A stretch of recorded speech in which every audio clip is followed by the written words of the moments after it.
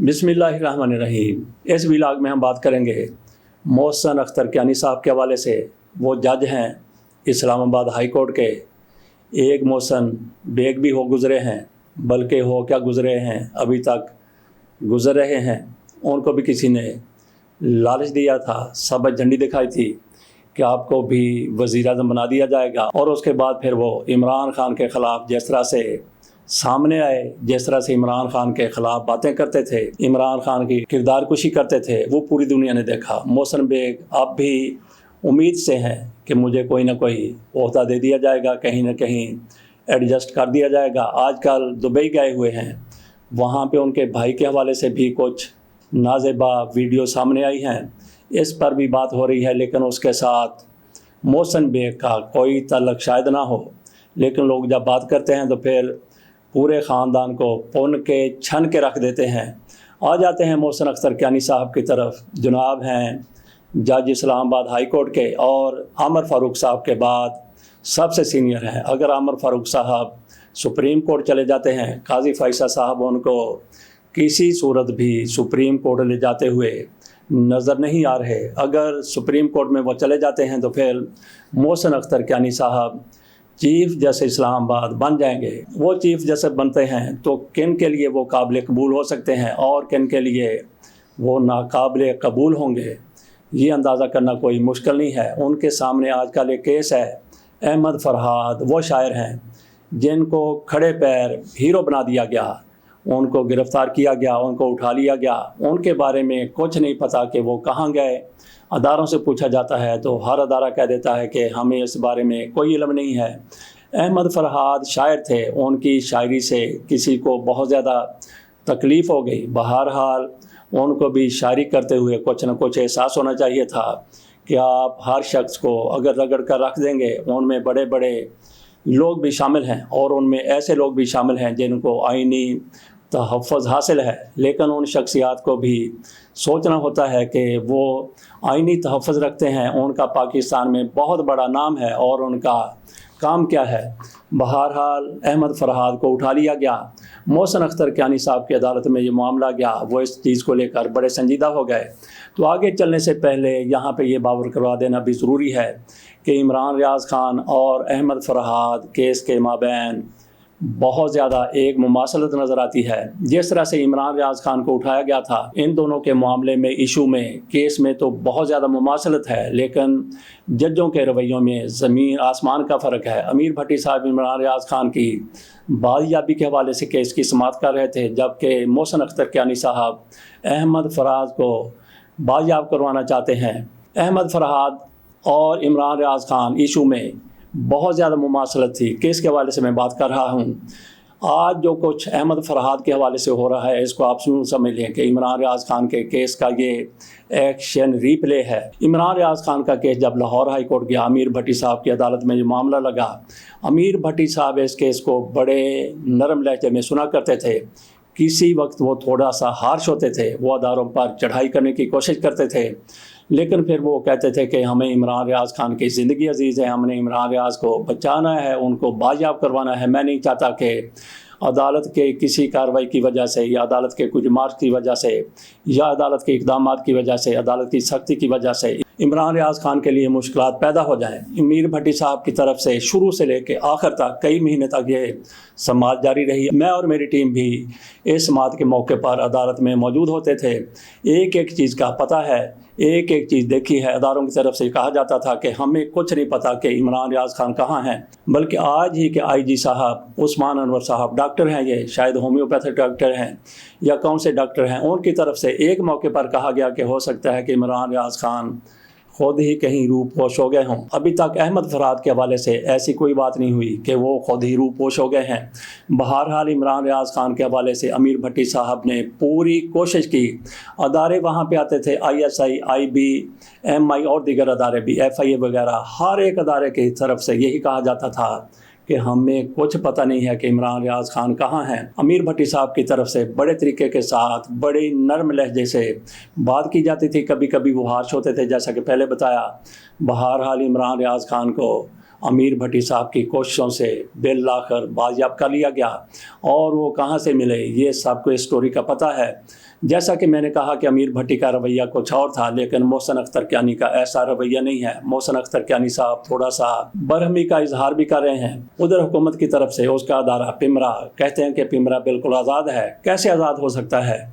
पिमरा का एक चेयरमैन मियां नवाज शरीफ साहब की तरफ से लगाया गया था और उसकी 33 लाख रुपए तनख्वाह थी। तो कहा जाता है कि पिमरा बिल्कुल आज़ाद है। जिसको आप 33 लाख रुपया माहाना देंगे तो वो किस तरह से आज़ाद होगा? बहरहाल पिमरा की तरफ से कहा गया कि किसी भी केस की कार्रवाई मीडिया रिपोर्ट नहीं करेगा।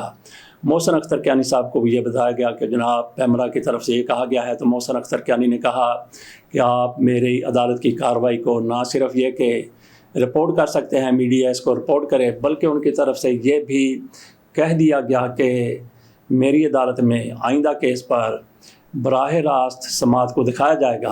अहमद फरहाद के हवाले से आइंदा जो समाअत होगी 29 मई को समाअत होनी है। तो उन्होंने जिन बड़ी बड़ी शख्सियात को तलब किया है उनमें सेक्टर कमांडर साहब भी हैं, उनमें वज़ीर दिफा साहब भी हैं, उनमें सेक्रेटरी दिफा हैं, सेक्रेटरी दाखिला हैं। इस तरह के अफसरों को 29 मई को तलब किया गया है मोहसिन अख्तर कियानी साहब की तरफ से। तो देखते हैं कि वहाँ पे ये लोग पेश होते हैं या नहीं होते। उन्होंने कहा कि ये कहा जा रहा है कि किसी केस की समाअत रिपोर्ट नहीं होगी, मीडिया पर नहीं आएगी। उन्होंने कहा कि मैं जब ये केस सुनूंगा तो बराह रास्त मीडिया पर ये दिखाया जाएगा। इससे आप अंदाज़ा कर सकते हैं कि मोहसिन अख्तर कियानी साहब इस हवाले से क्या करना चाहते हैं। तो बाकी कुछ लोगों की तरफ से ये कहा जा रहा है कि मोहसिन अख्तर कियानी ने बहुत बड़ा रिस्क ले लिया है, क्योंकि उन्होंने सेक्टर कमांडर को, ISI के सेक्टर कमांडर को तलब कर लिया है। तो नाजरीन, यहाँ पे किसी की ताकत का कोई हमने मुवाजना नहीं करना। कुछ लोग कहते हैं कि पाक फ़ौज बहुत ज़्यादा ताकतवर है, इसमें किसी शक की गुंजाइश नहीं है कि पाक फ़ौज बड़ी ताकतवर है। वो आपके दुश्मन का मुकाबला करती है, वो राह का मुकाबला करती है, दीगर भी एजेंसियों का मुकाबला हमारी पाक फ़ौज के अदारे करते हैं। इसमें किसी शक वाली बात नहीं है। लेकिन जहाँ तक शख्सियत की बात है, जहाँ तक अहदेदारों की बात है, कोई अहदेदार कानून से बालातर नहीं है। सेक्टर कमांडर अगर वहाँ पे आ जाएंगे तो वो भी जो कुछ उनसे तलब किया जाएगा बता दिया जाएगा। लेकिन कहा जा रहा है कि सेक्टर कमांडर को तलब किया गया है, तो एक जज की क्या हैसियत हो सकती है कि वो सेक्टर कमांडर को तलब करे? ये पटवारी ऐसी बातें कर रहे हैं या जाले ऐसी बातें कर रहे हैं। तो मैं समझता हूँ कि अदारों के माबैन अगर ये कहा जाए कि ये अदारा दूसरे से बालातर है, इसमें भी सदाकत नहीं हो सकती। लेकिन अदारे अपनी अपनी जगह पर आज़ाद हैं, खुद मुख्तार हैं, ताकतवर हैं। तो सुप्रीम कोर्ट हो, हाई कोर्ट हो, जज हो, वो छोटा जज हो, बड़ा जज हो, उसका एक हुक्म होता है जिसकी तामील हर किसी को करना होती है।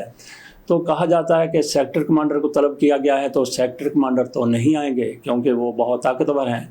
तो यहाँ पे मैं समझता हूँ कि कुछ लोगों का अपनी गलतफहमी दूर कर लेनी चाहिए। मैं समझता हूँ कि सेक्टर कमांडर हैं, उनके जो ऊपर बैठे हुए अफसर हैं, उनको इस मामले को अपनी ज़िद नहीं बनाना चाहिए, क्योंकि कानून अपने रास्ते बना लेता है। सेक्टर कमांडर की ताकत अपनी जगह पर है। उनको एक अदालत की तरफ से तलब किया गया है, वो अदालत मजिस्ट्रेट की है, सेशन जज की है या फिर हाई कोर्ट के जज की है। एक अदालत की तरफ से उनको बुलाया गया है। अदालत वज़ीर-ए-आज़म को बुला सकती है, अदालत किसी को भी बुला सकती है।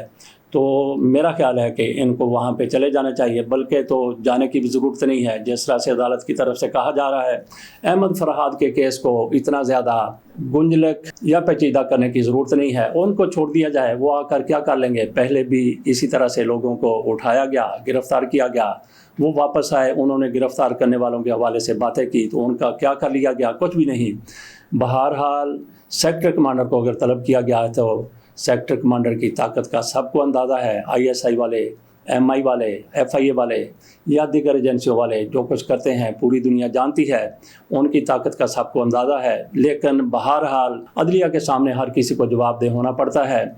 तो जहाँ तक सेक्टर कमांडर का तल्लक है, जहाँ तक DG ISI का तल्लक है, जहाँ तक DG ISPR का तल्लक है, तो मैं नहीं समझता इन लोगों के बारे में दूसरी कोई राय नहीं है कि ये पाक फ़ौज के ताकतवर तरीन अफसर हैं। लेकिन जितने भी ये ताकतवर हैं, जितने भी ये बाइख्तियार हैं, आर्मी चीफ से कतई तौर पर ये ज़्यादा ताकतवर नहीं है।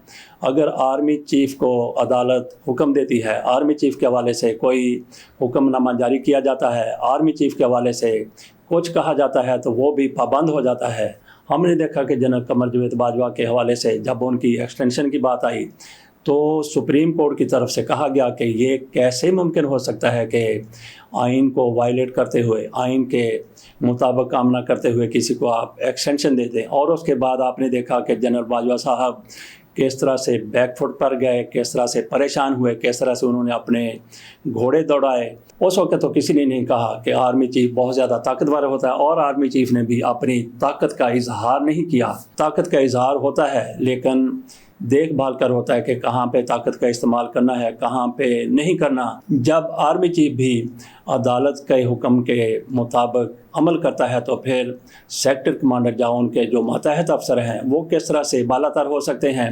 میرا خیال ہے کہ میں شاید مثال سے سمجھانے میں کامیاب ہوا ہوں کہ عدالت کی طرف سے جو کچھ کہا جا رہا ہے، عدالت کے حکم کو سارا آنکھوں پہ رکھا جائے تو وہی سب کے فائدے میں ہے، وہی سب کے مفاد میں ہے۔ تو باقی محسن اختر کیانی صاحب میں اتنی دلیری، اتنی جرأت رندانہ کہاں سے آ گئی؟ میرا نہیں خیال کہ کسی بھی جج کو جھک کر کوئی بات کرنی چاہیے۔ آئین اگر کسی کو اختیار دیتا ہے جہاں تک جانے کا، وہاں تک کسی بھی انسانی حقوق کے لیے جج کو جانا چاہیے۔ یہ بھی انسانی حقوق کا معاملہ ہے۔ احمد فرحاد کو اٹھایا گیا ہے اور عمران ریاض خان کی طرح ان کو غائب کیا گیا ہے۔ عمران ریاض خان کے بارے میں بھی یہی کچھ کہا جاتا تھا کہ کچھ نہیں پتہ، لیکن آخر میں پتہ چل گیا کہ کس نے اٹھایا، کیسے اٹھایا، کہاں رکھا گیا، کیسے نے رکھا، کیسے رکھا، یہ سارا کچھ سامنے آ گیا۔ تو یہی ساری چیزیں یہاں بھی نظر آ رہی ہیں کہ احمد فرحاد کو کس نے اٹھایا ہوگا، کہاں رکھا ہوگا۔ تو محسن اختر کیانی صاحب ان کو ہر صورت بازیاب کروانا چاہتے ہیں۔ تو میرا نہیں خیال کہ محسن اختر کیانی صاحب جس طرح سے عزم کیے ہوئے، ارادہ کیے ہوئے ہیں ان کو بازیاب کروانے کا، ان کو بازیاب نہ کروا سکیں گے۔ یقینی طور پر اس معاملے میں عدلیہ ہی کی فتح ہونی ہے، اور عدلیہ کی اگر فتح ہوتی ہے، ہمارے کسی بھی ادارے کی فتح ہوتی ہے، تو وہ پھر پاکستان کی فتح ہے، ہر پاکستانی کی فتح ہے۔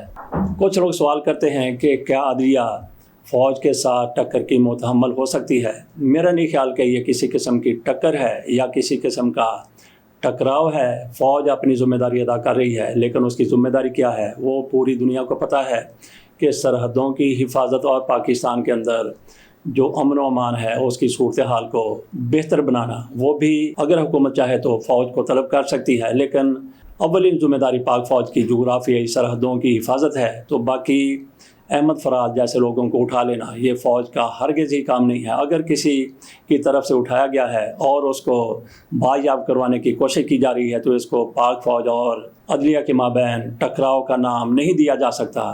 تو پاک فوج چاند اقداروں کا نام نہیں ہے، بلکہ پاک فوج سپاہی سے لے کے آرمی چیف تک سب لوگ اس میں شامل ہیں، اور سب ہی آرمی چیف سے لے کے نیچے تک قابل احترام ہیں، سوائے ان کے جو کالی بھیڑیں ہیں۔ اور کالی بھیڑیں کون سی ہو سکتی ہیں؟ ہم نے دیکھا کہ کچھ کالی بھیڑوں کی طرف سے پاکستان کے خلاف غداری کی گئی، ان کو سزائیں دی گئیں، ہم ان کالی بھیڑوں کی بات کر رہے ہیں۔ تو باقی پاک فوج کا ہر سپوت قابل احترام ہے اور اس کو سلام کیا جانا ہی ہماری ذمہ داری ہے۔ اجازت دیجیے اور دیکھیے کہ محسن اختر کیانی صاحب احمد فرحاد کو کب بازیاب کروا لیتے ہیں۔ ہو سکتا ہے کہ 29 مئی سے پہلے 2-4 دن اس میں ابھی باقی ہیں۔ احمد فرحاد صاحب اپنے گھر کی بیل دیں، کنڈی کھڑکائیں اور گھر والے دروازہ کھولیں تو باہر احمد فرحاد کھڑے ہوں۔ اگلے دن پھر سارے میڈیا میں یہ خبر لگی ہو کہ احمد فرحاد صاحب اپنے گھر واپس پہنچ گئے۔ بس اتنا سا معاملہ ہے، یہیں پہ معاملہ ٹھپ ہو جائے گا اور اسی میں سارے اداروں کی بہتری ہے۔ اجازت دیجیے، اللہ حافظ۔